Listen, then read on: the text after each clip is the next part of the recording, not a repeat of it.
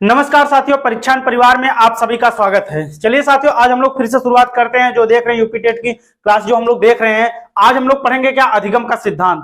हम लोगों ने साथियों यूपी टेट का आगाज कर दिया। हम लोगों ने जितने भी सीडीपी के जितने भी टॉपिक वाइज सब कुछ एक एक करके क्लियर करते हुए चल रहे हैं आगे। इसके पहले हम लोग क्या के सिद्धांत को देख रहे हैं। आज हम लोग देखें अधिगम की शुरुआत कर दी है साथियों। अधिगम में हमने अधिगम के बारे में जाना, अधिगम वक्र, पठार, स्थानांतरण। इसके बाद एक और उसमें इंपॉर्टेंट टॉपिक थी रॉबर्ट गैने का सिद्धांत, जो अधिगम में था, पूछा जाता है प्रश्न, हम लोगों ने उसको भी कवर कर लिया। साथ ही आज हम लोग सब सिद्धांत की, आज से हम लोग क्या देखेंगे, अधिगम का सिद्धांत। अधिगम के सिद्धांत में सर्वप्रथम शुरुआत करेंगे क्या, आज हम लोग देखेंगे दो सिद्धांत को। अधिगम के सिद्धांत अपने टॉपिक में दो सिद्धांत को एकदम क्लियर करेंगे। एक हमारा है थॉर्नडाइक का सिद्धांत, इसके बाद है पावलोव का सिद्धांत। बहुत ही अत्यंत महत्वपूर्ण सिद्धांत है। क्या होता है, इससे हमेशा आपकी परीक्षा में प्रश्न आते रहते हैं। तो चलिए आज हम लोग शुरुआत करते हैं, देखते हैं क्या क्या चीजें हम लोग को देखनी है, क्या क्या चीजें जो उनका प्रयोग हुआ है, जो कुछ सिद्धांत से पूछे जाते हैं, सिद्धांत के उपनाम, अन्य नाम इत्यादि विशेषताओं से जो प्रश्न बनते हैं, आज हम सबको एक एक करके क्लियर करते हुए आगे बढ़ेंगे। चलिए शुरुआत करते हैं, देखते हैं पहले हम लोग क्या है हमारा। पहले देखेंगे अधिगम के सिद्धांत में थॉर्नडाइक का सिद्धांत है जो हमारा, उसको देखेंगे। उद्दीपक अनुक्रिया सिद्धांत, प्रयत्न एवं भूल का सिद्धांत, त्रुटि, प्रयास एवं त्रुटि इत्यादि नामों से जानते हैं उसको। तो हम क्या करेंगे, अभी नाम को, जो उपनाम होता है, नाम से जो प्रश्न बनते हैं, हम उसको भी क्या करेंगे, क्लियर करते हुए आगे बढ़ेंगे। चलिए देखते हैं पहला हमारा अधिगम के सिद्धांत में क्या है, एडवर्ड ली थॉर्नडाइक को पढ़ेंगे। ठीक है, पहले हम लोग क्या पढ़ेंगे, थॉर्नडाइक को पढ़ेंगे। आप पढ़ते भी आएंगे, आप लोग पढ़ते हुए भी आएंगे इनके सिद्धांत को। बहुत ही महत्वपूर्ण, अत्यंत महत्वपूर्ण सिद्धांत है इनका, और परीक्षा में इनसे प्रश्न बनते हैं। पहले परिचय, चलिए इनको इंट्रोडक्शन में जानते हैं कि क्या क्या चीजें उन्होंने बताई है, कहाँ के रहने वाले थे, किस पर प्रयोग किए थे, ये भी पूछता है एग्जाम में। तो चलिए, निवासी कहाँ के थे, ये तो अमेरिका के। कहाँ के थे, अमेरिका के ये निवासी थे। कौन, थॉर्नडाइक। और इन्होंने जो प्रयोग किया था वो किस पर किया था, बिल्ली पर किया था। बहुत ही महत्वपूर्ण, ये पूछता है प्रयोग में कि इस पर, इनका जो मुख्य प्रयोग किस पर था, तो बिल्ली पर था। आगे देखते हैं प्रमुख उपलब्धियां क्या है, शिक्षा मनोविज्ञान के जनक। अगर कहें तो शिक्षा मनोविज्ञान के आपके जनक कौन है, तो आपके थॉर्नडाइक को माना जाता है। आगे देखते हैं प्रमुख सिद्धांत इनका क्या है, तो उद्दीपक अनुक्रिया सिद्धांत। इनका अगर प्रमुख सिद्धांत की हम लोग बात करें तो कौन सा आपका सिद्धांत है, आपका उद्दीपक अनुक्रिया जो सिद्धांत, यही क्या है इनका, बहुत ही अत्यंत महत्वपूर्ण प्रमुख सिद्धांत है। आगे देखते हैं प्रमुख पुस्तकें इनकी, देखते हैं प्रमुख पुस्तकें कौन कौन सी हैं। एनिमल इंटेलिजेंस है, एजुकेशन साइकोलॉजी है, इसके बाद एजुकेशन, ये फर्स्ट बुक।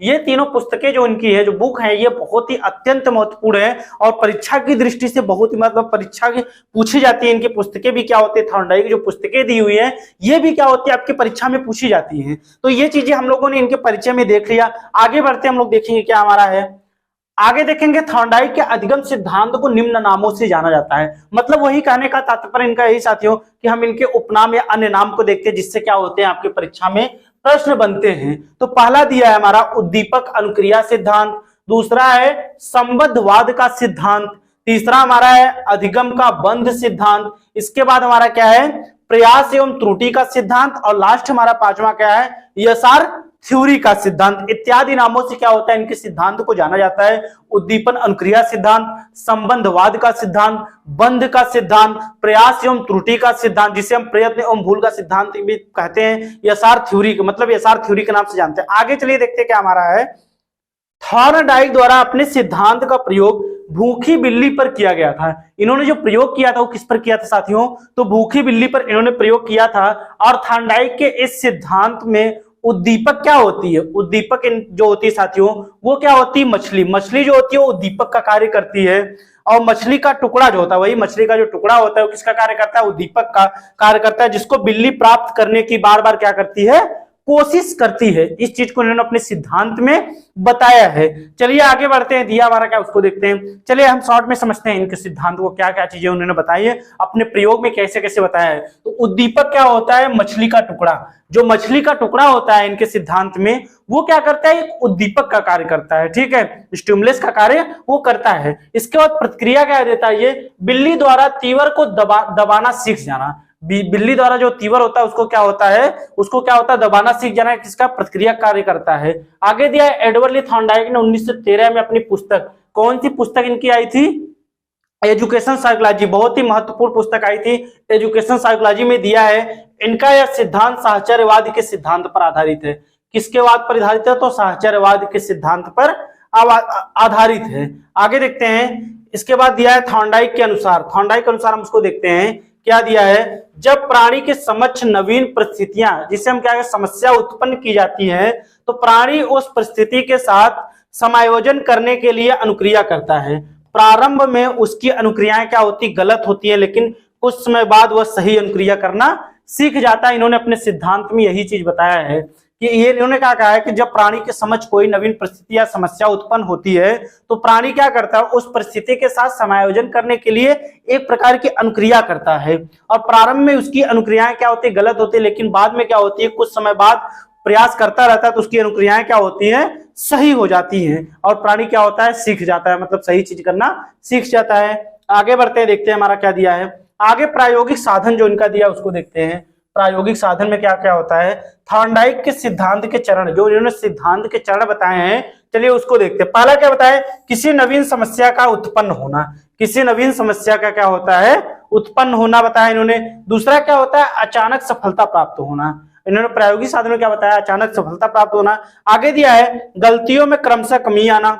फिर हमारा दिया है सीखने की क्रिया का अस्थायी होना। जो सीखने की क्रिया होती है इसमें क्या होती है, वह अस्थायी होती है। तो ये थे क्या, इन्होंने प्रायोगिक साधन, जो साधन एक मतलब जो चरण चलता है, किस प्रकार से सीखने का जो साधन होता है उसको क्या किया इन्होंने एक एक करके बताया है। जैसे प्रयत्न और भूल का सिद्धांत में देखिए, यहाँ पर ये बिल्ली जो है क्या हुई, पिंजड़े में बंद है, और यहाँ पर क्या है, ये मांस का जो सड़ी हुई मछली रहती है उसका मांस का टुकड़ा है, और ये क्या होता है, ऊपर हमारा ये जो दिया है ये क्या है, हमारा समस्या बॉक्स है, और ये हमारा इसमें जो दरवाजा लगा रहता है, और ये खटकनी जिसे क्या बोलता है, लीवर के नाम जाना जाता है, ये हमारा खटकनी होती है, और ये हमारी बिल्ली है। ये क्या करती है, जब लीवर को दबाती है तो क्या होता है, दरवाजा खुल जाता है, और फिर बाद में क्या करती है, वो मांस के टुकड़े को क्या करती है, मांस के टुकड़े को प्राप्त कर लेती है।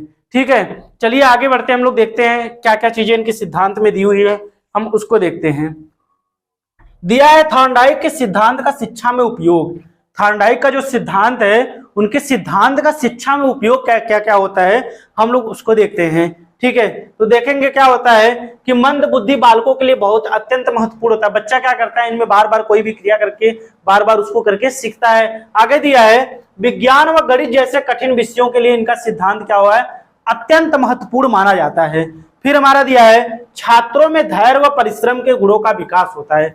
इनके सिद्धांत से क्या होता है, छात्रों में, बच्चों के अंदर क्या होता है, धैर्य एवं क्या होता है, गुणों का क्या होता है, इनके अंतर्गत विकास होता है। और लास्ट होता है हमारा क्या, पुनर्बलन। पुनर्बलन का क्या होता है, इनके अंतर्गत महत्व होता है। बच्चों में क्या होता है, पुनर्बलन का क्या होता है, महत्व होता है बच्चों में, इनके सिद्धांत का पुनर्बलन। पुनः मतलब क्या होता है, पुनः बल देना। पुनर्बलन का क्या होता है, इनके सिद्धांत में महत्व होता है। आगे देखेंगे सिद्धांत की कमियां या दोष, मतलब इसके अंदर अगर शिक्षा में इनका सिद्धांत में कुछ उपयोग है तो कुछ कमियां और दोष भी होते हैं इनके सिद्धांत को, उसको भी हम लोग देखते हैं।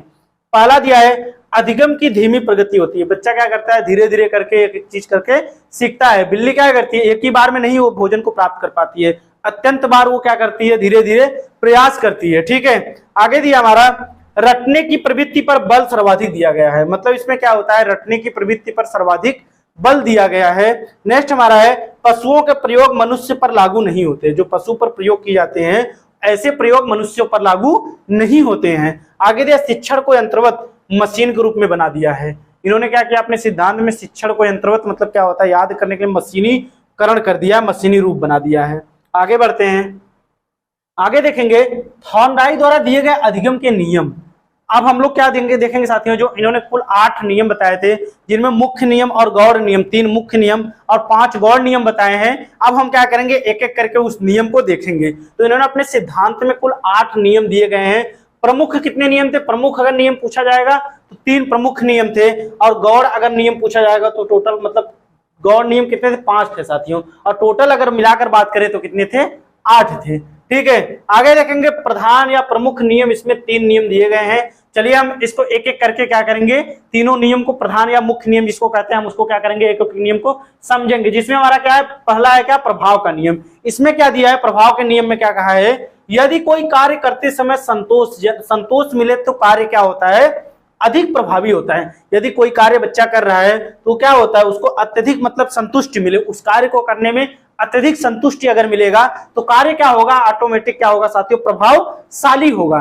ठीक है, आगे देखते हैं इसके अन्य नाम, इसके सिद्धांत के अन्य नाम। इस सिद्धांत के जो हमारा पहला है प्रभाव का नियम, इसके भी अन्य नाम होते हैं। तो पहला हमारा परिणाम का नियम, दूसरा इस नियम जानते हैं संतोष असंतोष का नियम, इसके बाद होता है पुरस्कार दंड का नियम, इसके बाद हमारा दिया सुख दुख का नियम, सुख दुख का नियम, और एक क्या है तैयारी का नियम। क्या बताया वुडवर्थ ने इसे तैयारी का नियम, इस नियम को एक और नाम जानते हैं तैयारी का नियम। ये किसने कहा है? तो वुडवर्थ ने कहा ये, ठीक है। ये किसने कहा है? तो वुडवर्थ ने क्या होता है प्रभाव का नियम जो हमारा होता है उसको कितने नामों से जानता है? अत्यंत नामों से जाना जाता है। परिणाम का नियम, संतोष असंतोष का नियम, दंड एवं पुरस्कार का नियम, फिर सुख दुख का नियम, और क्या होता है तैयारी का नियम इत्यादि नामों से इसको जाना जाता है। चलिए आगे बढ़ते हैं, देखते हैं हमारा क्या है। दूसरा देखेंगे हम लोग क्या है तत्परता का नियम। दूसरा हमारा क्या है तत्परता का नियम। इसमें क्या कहा है किसी कार्य को करने हेतु तत्पर रहना, किसी कार्य को करने हेतु क्या रहना एकदम तत्पर रहना। अर्थात कह सकते हैं घोड़े को पानी के पास लाया जा सकता है मगर पानी पीना उसकी तत्परता पर निर्भर है। अगर घोड़ा पानी पीने के तत्पर रहेगा तभी वह पानी पिएगा, अर्थात आप उसको घोड़े को पानी के पास ले जाएंगे वो पानी नहीं पी सकता जब तक उसको पीने के लिए क्या करे उत्सुक रहे तत्पर रहे वो, ठीक है। चलिए अगला देखते हैं। तीसरा हमारा दिया है अभ्यास का नियम। अभ्यास का नियम क्या होता है किसी क्रिया की पुनरावृत्ति ही अभ्यास है, मतलब बार बार। पुनरावृत्ति का अर्थ क्या होता है दोहराना, ठीक है।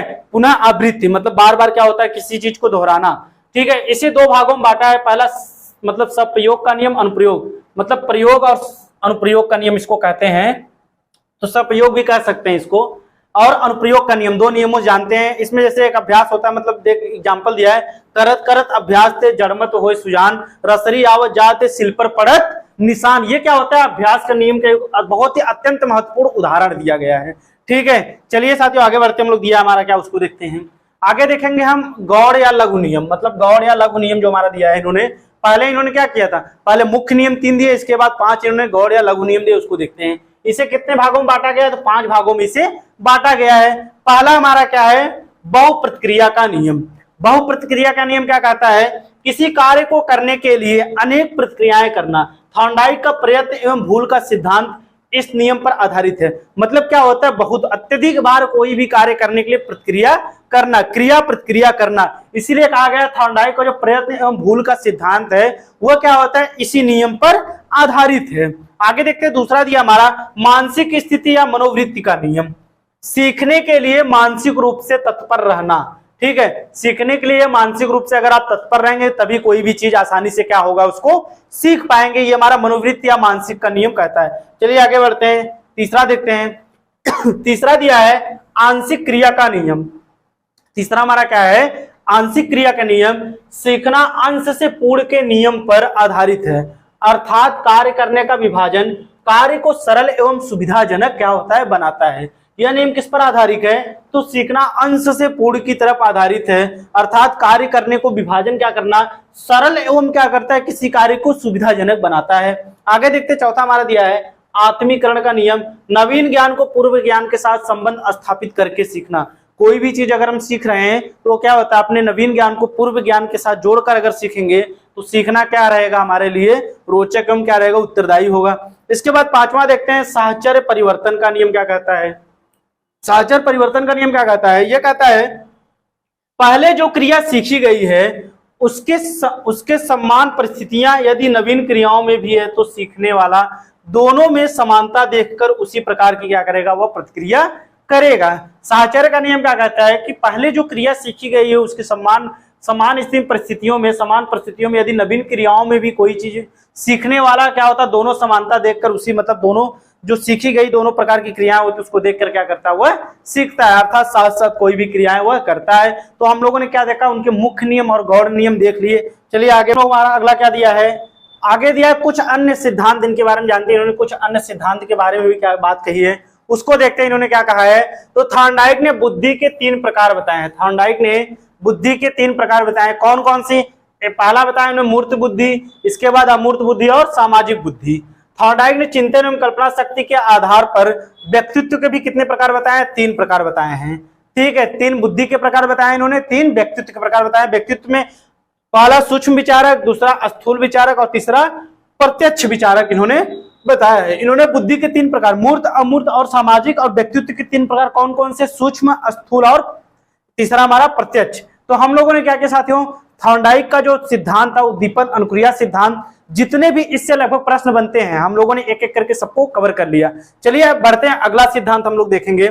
आगे दिया है पावलोव का अधिगम का सिद्धांत। हम पहले ही बताया साथियों, आज हम दो सिद्धांत को एकदम हम लोग क्लियर करते हुए आगे बढ़ेंगे। तो हम लोगों ने पहला सिद्धांत देख लिया थॉर्नडाइक का उद्दीपक अनुक्रिया का सिद्धांत, इसके बाद देखेंगे पावलोव का अधिगम सिद्धांत, इसे शास्त्रीय अनुबंधन का सिद्धांत के नाम से भी जानते हैं। अगर अनुबंधन के जनक की बात करें भी तो कोई है, कौन है आपके, तो इवान पेट्रोविच पावलोव को अनुबंधन के जनक के नाम से भी जाना जाता है। तो चलिए इनके बारे में भी हम लोग देखते हैं क्या चीजें इन्होंने अपने सिद्धांत में किस चीज पर प्रयोग किया, क्या क्या चीजें बताई हैं, इनके सिद्धांत का जो प्रयोग है किसका शिक्षा में उपयोग क्या होता है, और बहुत अत्यंत महत्वपूर्ण चीजें जो अन्य नाम दिए हैं इत्यादि, जिससे प्रश्न बनते हैं आपके परीक्षा में, हम उसको देखेंगे।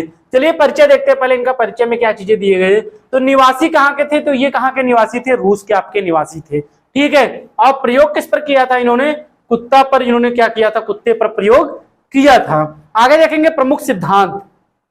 प्रमुख सिद्धांत इनको किस सिद्धांत, तो शास्त्रीय अनुबंधन सिद्धांत के नाम से इनके सिद्धांत को जाना जाता है। तो प्रमुख सिद्धांत के नाम, जो प्रमुख सिद्धांत को किसके नाम जाना था, शास्त्रीय अनुबंधन सिद्धांत। और अध्ययन किस पर किए थे, तो प्राणी की लार ग्रंथि पर, पाचन पर इन्होंने क्या किया था, प्राणी की लार ग्रंथि पाचन पर इन्होंने क्या किया था, प्रभाव पर इन्होंने अध्ययन किया था। इसके बाद देखते हैं पुरस्कार। 1904 में इन्होंने क्या किया, चिकित्सा के क्षेत्र में इनको नोबेल पुरस्कार मिला था, ठीक है, कब, 1904 में। आगे बढ़ते हैं, पुस्तक देखते हैं कंडीशन रिफ्लेक्सेस और the work of the digestive system. इनकी जो पुस्तक है बहुत ही अत्यंत महत्वपूर्ण पुस्तक है, ठीक है। कंडीशन रिफ्लेक्सेस और the work of the digestive gland, इनकी जो पुस्तक बहुत ही अत्यंत महत्वपूर्ण पुस्तक है। चलिए आगे बढ़ते हैं, हम लोग देखते हैं क्या हमारा है। तो इनके प्रयोग के बारे में जानते हैं, इन्होंने जो प्रयोग किया था, किस चीज पर प्रयोग किया था, आप लोग को पता होगा, पढ़ते भी आएंगे, बहुत ही अत्यंत बार परीक्षा में पूछा गया ये सब सिद्धांत हैं। तो क्या इन्होंने कुत्ता पर प्रयोग किया था, देखते हैं। पावलोव के प्रयोग के कुत्ते को कुछ दिनों तक भूखा रखकर एक रस्सी से कसकर बांधा गया था। देखिए क्या हुआ था, कुत्ते को क्या कसकर एक रस्सी से क्या हुआ था, बांधा गया था। ये भूखा कुत्ता है, ये इसको क्या किया गया था, रस्सी से कसकर बांधा गया था। आगे देखते हैं सिद्धांत का सारांश क्या होता है, सिद्धांत का सारांश, ठीक है, हम उसको देखते हैं। अगर किसी एनएस को, मतलब क्या होता है, एनएस को लगातार यूसीएस अनकंडीशंस जो स्टिमुलस हमारा होता है कि पहले प्रस्तुत किया जाए तो कुछ समय पर के बाद एनएस वही अनुक्रिया होगी जो यूसीएस पर होती है, अर्थात एनएस सीएस में कंडीशन स्टिमुलस में क्या होता है, बदल जाएगा तथा यूसीआर, ठीक है, सीआर हो जाएगा। ये सब चीजें हम एक एक करके पहले इसको समझेंगे। अभी तो हम लोग इतना इसको देख रहे हैं, सारांश को देख रहे हैं थोड़े में, आगे चल के एक एक करके क्या होता है, इनको जो सिद्धांत इन्होंने दिया है हम इसको समझेंगे। तो ये देख रहे हैं, आप देख भी रहे होंगे, ये क्या भोजन रखा हुआ है इसमें, और एक ओर से दिखने वाला ये शीशा, मतलब ये क्या होता है, कांच का एक शीशा लगा हुआ है, और एक कुत्ता क्या हुआ है, बांधा गया है। ये क्या करते हैं, इसमें लार जो ग्रंथि होती है इसका क्या होता है, ऑपरेशन भी इसका करते हैं ये। फिर लार ग्रंथियों से लगी ये नली निकली हुई जिससे लार ग्रंथि स्रावित होती है, और लार मापन हेतु ये कप रखा गया है जो लार होता है, और ये अवलेखन उपकरण जो इसमें होता है, ये चीजें होती हैं, ठीक है। और ये जो होता है बॉक्स, इसमें कुत्ते को रखा गया है। तो ये एक एक चीज हम लोग क्या करेंगे, इसको आगे चल के समझेंगे। चलिए देखते हैं प्रयोग के 4 चरण कौन कौन से थे। हम प्रयोग के 4 चरण देखते हैं। पहला दिया, इस सिद्धांत को समझने के लिए हम उनके प्रयोग के 4 चरणों को समझेंगे। प्रयोग के 4 चरणों को क्या होता है, एक एक करके हम उनके सिद्धांत के समझेंगे। पहला दिया हमारा का यूसीएस, ठीक है। यूसीएस क्या होता है, अनकंडीशनल स्टिमुलस जो हमारा होता है वो क्या था, कुत्ते में लार टपकना, कुत्ते में वो क्या था, लार टपकना जो होता है, जो क्या होता है यूसीआर, अनकंडीशनल रिस्पॉन्स जो होता है हमारा। इसके बाद घंटी की आवाज होती है क्या हमारी, यानी जिसे सहम जाना। कुत्ता क्या होता है, जब घंटी की आवाज होती है तो कुत्ता क्या होता है, जो कुत्ता रहता है वो क्या होता है, सहज जाता है एकदम। इसके बाद फिर दिया हमारा घंटी की आवाज, यूनियस बराबर सीएस जो होता है हमारा। फिर भोजन यूसीएस, अनकंडीशनल लार टपकना, ठीक है, अनकंडीशनल रिस्पॉन्स और कंडीशनल रिस्पॉन्स ये होता है हमारा। फिर आगे दिया घंटी की आवाज क्या होती है, कंडीशनल रिस्पॉन्स, और लार टपकना क्या होता है, कंडीशनल रिस्पॉन्स ये होता है, ठीक है। और कंडीशनल स्टिमुलस से होता है घंटी की आवाज, और लार टपकना क्या होता है, कंडीशन रिस्पॉन्स होता है। ये चरण इनके सिद्धांत में जो थे ये बताए गए, इससे क्या होता है आपके परीक्षा में प्रश्न आते हैं। चलिए आगे देखते हैं। आगे दिया सिद्धांत के नाम, सिद्धांत, इनके सिद्धांत को और किन किन नामों से जानते हैं हम उसको भी क्या करेंगे, एक एक करके देखेंगे। तो सिद्धांत में पहला है शास्त्रीय अनुबंधन सिद्धांत, इसके बाद अनुकूलित अनुक्रिया सिद्धांत, संबंध का सिद्धांत, इसके बाद प्रतिवादी प्रतिक्रिया का सिद्धांत, फिर यश टाइप अनुबंधन। और किस नाम से जानते हैं, तो यश टाइप अनुबंधन के नाम से इनके सिद्धांत को हम लोग जानते हैं। तो इससे भी क्या होते हैं, परीक्षा में प्रश्न बनते हैं। सिद्धांत आपको दे दिया जाता है, ये किसका सिद्धांत है, अनुकूलित अनुक्रिया, संबंध का प्रतिवादी, ये सब जैसे सिद्धांत, ये बार बार परीक्षा में आपके इनसे प्रश्न बनते हैं और परीक्षा की दृष्टि से अत्यंत महत्वपूर्ण ये नाम है। ठीक है, चलिए आगे बढ़ते हैं। आगे देखेंगे, इस सिद्धांत के अनुसार सीखना एक अनुकूलित अनुक्रिया है। इस सिद्धांत के अनुसार सीखना क्या होता है, एक अनुकूलित अनुक्रिया है। पावलोव के अनुसार अस्वाभाविक उद्दीपक के साथ, पावलोव के अनुसार अस्वाभाविक उद्दीपक के साथ स्वाभाविक अनुक्रिया होना अनुकूलित अनुक्रिया का सिद्धांत कहलाता है। इनके अनुसार क्या होता है, अस्वाभाविक उद्दीपक के साथ स्वाभाविक अनुक्रिया होना हमारा क्या कहलाता है, अनुकूलित अनुक्रिया का सिद्धांत कहलाता है। आगे देखते हैं, पावलोव ने अपना प्रयोग भोजन, घंटी व प्रकाश की उपस्थिति में कुत्ते को ऊपर किया था, हम पहले ही बता चुके हैं। आगे दिया है, जो भोजन होता है उसमें क्या होता है, वह स्वाभाविक उद्दीपक होता है। घंटी व प्रकाश क्या होता है, अस्वाभाविक उद्दीपक होता है। इस चीज को आप नोट कर लेंगे और इसको समझते हुए चलेंगे कि जो हमारा भोजन होता है उनके सिद्धांत में, जो प्रयोग में, वह स्वाभाविक उद्दीपक का कार्य करता है, और घंटी व प्रकाश जो होती है अस्वाभाविक उद्दीपक का कार्य करता है, और लार जो होता है वह स्वाभाविक अनुक्रिया होती है। ठीक है, जो लार होता है वो क्या होती है, स्वाभाविक अनुक्रिया का कार्य करती है। अब पावलोव के सिद्धांत के सूत्र को हम लोग आगे समझते हैं, क्या क्या सूत्र दिया है।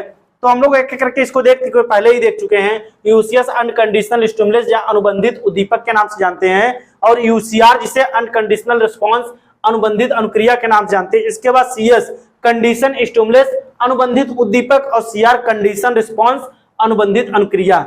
ये सब चीजें हम एक बार पहले भी देख चुके हैं, फिर इसको हम शॉर्ट में देख रहे हैं साथियों। ये सब चीजें उनकी क्या होती है, सिद्धांत में जो घटना होती है इसमें घटना। इसके बाद बेकरेटे, वाटसन, वुल्फे, रिचमैन ने इनके सिद्धांत को क्या किया है, धीरे धीरे आगे बढ़ाया है। फिर क्या कहा, पावलोव के सिद्धांत को मानव क्षेत्र में लागू करने का श्रेय किसको जाता है, तो जेबी वाटसन को जाता है। ठीक है, इनको क्या होता है, व्यवहारवाद का अध्ययन माने तो जनक किसको मानते हैं, तो जेबी वाटसन को मानते हैं, और मानव क्षेत्र में अगर लागू करने का श्रेय किसको जाता है, वाटसन को जाता है। आगे देखते हैं, वाटसन ने इस सिद्धांत का प्रयोग अपने पुत्र अल्बर्ट पर किया था। इन्होंने इस सिद्धांत को क्या किया था, बाद में सिद्धांत को आगे बढ़ाते हैं तो इनको जो प्रयोग करते हैं वो किस पर करते हैं, अपने पुत्र का नाम क्या होता है, अल्बर्ट पर क्या होते हैं, वाटसन अपने पुत्र पर ये प्रयोग करते हैं। चलिए आगे बढ़ते हैं, देखते हैं।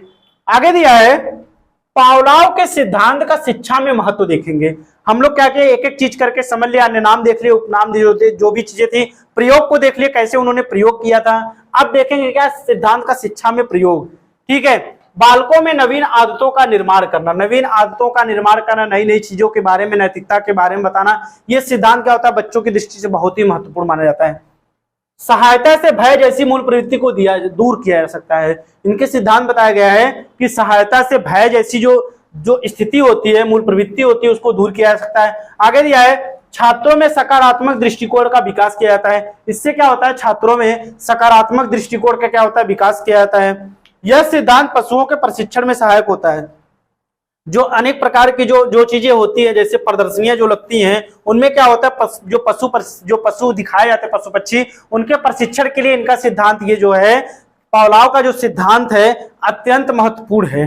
ठीक है, आगे दिया, यह सिद्धांत बालकों को अक्षर विन्यास और शब्द विन्यास सिखाता है। यह सिद्धांत क्या करता है, बच्चों में क्या करता है, अक्षर विन्यास और शब्द विन्यास को सिखाता है।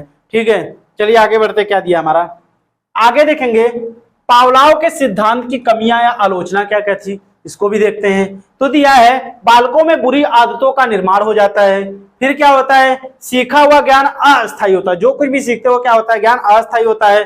बालक को यंत्रवत शिक्षा दी जाती है, यंत्रों मतलब याद कराना कोई चीज, और क्या होता है, यह अमनोवैज्ञानिक विधि है। तो इसलिए कुछ चीजें, कुछ कमियां भी थी, हम लोगों ने क्या किया, उसको भी एक एक करके देख लिया। आगे बढ़ते हैं, क्या दिया हमारा, उसको भी देख लेते हैं। आगे देखेंगे, सिद्धांत के प्रमुख शब्द। इन्होंने अपने सिद्धांत में कुछ प्रमुख शब्द बताए हैं, उसको भी चलिए हम लोग देख लेते हैं, क्या कौन कौन से शब्द बताएं, क्योंकि इन शब्दों से क्या होते हैं, परीक्षा में प्रश्न बनते हैं। ऐसे शब्द दिए रहते हैं, पूछता है किसके सिद्धांत से ये प्रश्न, कौन से सिद्धांत से ये शब्द निकले हुए हैं, क्या पूछता है, ये सब चीजें दिया है। तो पहला दिया उद्दीपक सामान्यीकरण, इसके बाद दिया उद्दीपक विभेदन, फिर क्या दिया है, तीसरा हमारा दिया उच्च श्रेणी अनुकूलन, इसके बाद निम्न श्रेणी अनुकूलन, फिर स्वतः पुनर्लाभ, और लास्ट हमारा क्या, आदर्श अंतराल। ये सारे शब्द जो हमारे दिए, ये इनके सिद्धांत के कुछ प्रमुख शब्द हैं जो एक एक करके क्या होते हैं, दिए गए हैं, परीक्षा में पूछे भी जाते हैं। तो उद्दीपक सामान्यीकरण, उद्दीपक विभेद, उच्च श्रेणी, निम्न श्रेणी, स्वतः पुनर्लाभ और आदर्श अंतराल, ये सब चीजें क्या होती है, इनके जो भी प्रश्न बनते हैं परीक्षा की दृष्टि से उसमें ये पूछे जाते हैं। तो साथियों आज हम लोगों ने क्या देखा, दो सिद्धांत को हम लोगों ने एकदम क्लियर कर लिया, क्या क्या, थॉर्नडाइक का जो उद्दीपन अनुक्रिया सिद्धांत है और पावलोव का शास्त्रीय अनुबंधन सिद्धांत। जितने भी चीजें, जितने भी प्रश्न बनते हैं लगभग सबको हम लोग क्या किया, एक एक करके सबको हम लोग क्लियर कर लिया। तो साथियों बस आपसे इतना कहें, अगर हमारे चैनल को आप सब सब्सक्राइब नहीं किए हैं तो चैनल को सब्सक्राइब कीजिए, वीडियो को लाइक कीजिए, कमेंट कीजिए और ज्यादा से ज्यादा क्या करें, हमारे वीडियो को ज्यादा से ज्यादा भाई बंधु तो क्या करें, उसको शेयर कीजिए। तो साथियों आपको कोई भी डाउट हो तो आप कमेंट सेक्शन में पूछ सकते हैं। हमारा साथ देने के लिए आप सभी का बहुत बहुत धन्यवाद।